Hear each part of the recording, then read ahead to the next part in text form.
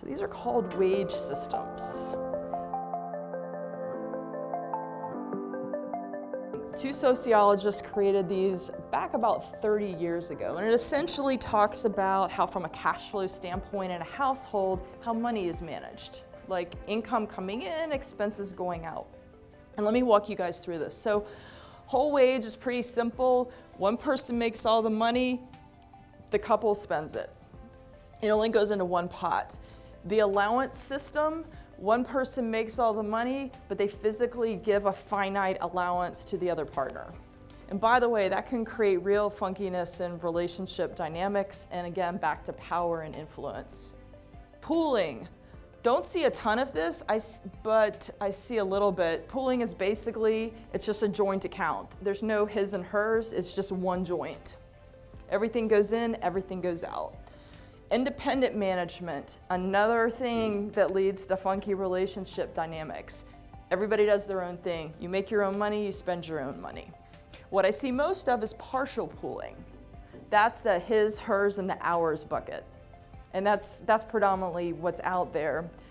But what's fascinating, and back to the sociologists and the studies, what they have found is where there's discretionary money, men tend to spend more of their discretionary money on toys and technology, where women tend to spend more of their discretionary money on the household and the kids. Back to the term gendered dollars, it's a very real thing.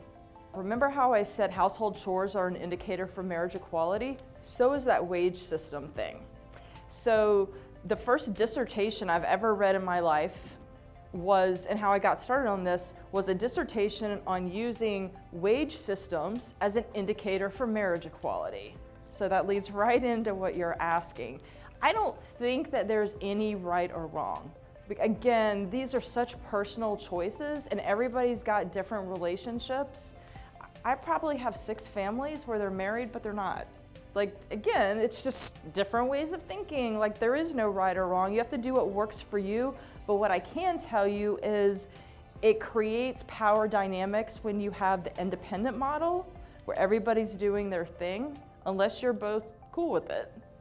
And it creates funky dynamics when you do the allowance model.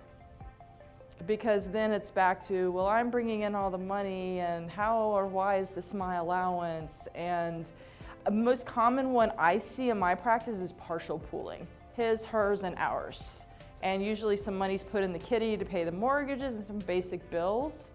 But remember my point on gendered expenses, gendered dollars on the discretionary money. I think whatever you can make work with your partner or whomever, but have real conversations. Not just technical conversations, but really addressing the subtlety of the influence in the relationship. But the more financial literacy you bring to the table, the more influence you'll have on these decisions.